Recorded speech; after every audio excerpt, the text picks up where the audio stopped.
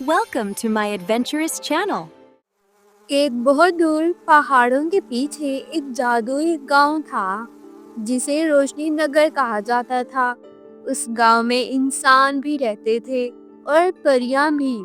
सबका एक दूसरे के साथ बड़ा प्यारा ताल्लुक था। वहां की एक खास परी थी जिसका नाम परीशा था। परीशा आम परियों की तरह सिर्फ उड़ना और खेलना नहीं चाहती थी, बल्कि इसका दिल चाहता था कि वो दूसरों के जख्म भरे, उनका इलाज करे और सबकी मदद करे। इसी वजह से सब उसे प्यार से डॉक्टर परी कहते थे। बचपन ही से जब भी कोई बच्चा गिरकर जख्मी होता तो परीशा भागकर उसके पास पहुंच जाती, अपने छोटे से जादुई रुमाल से जख्म साफ करती और अपनी चमकदार मुस्कुराहट से सबको हंसा देती। परीशा का ख्वाब था कि वो एक दिन सबसे बड़ी तबीब बने, जो न सिर्फ जिस्म के जख्म ठीक करे बल्कि दिल के जख्म भी भर दे। रोशनी नगर में परीशा ने एक नन्हा सा जादुई क्लिनिक बनाया।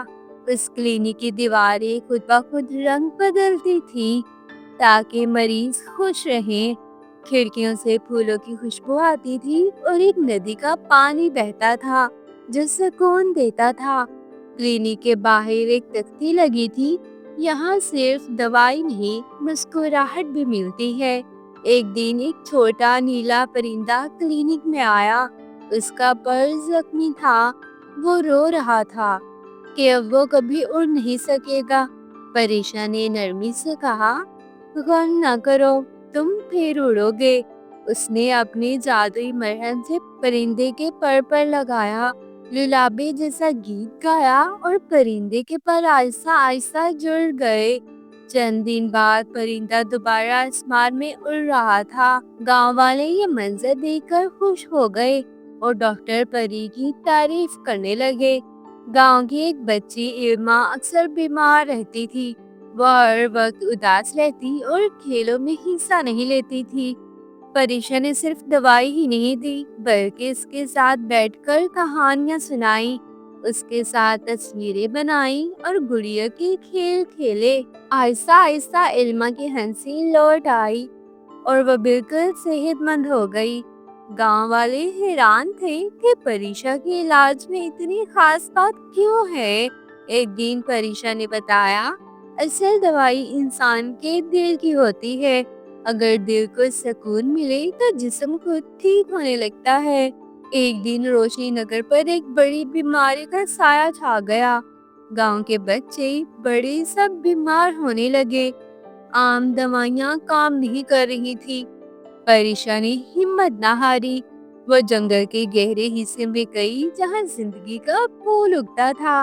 उस फूल का रस हर बीमारी का इलाज था, मगर वहाँ एक दर्द के जिन रहते थे जो किसी को फूल लेने नहीं देते थे।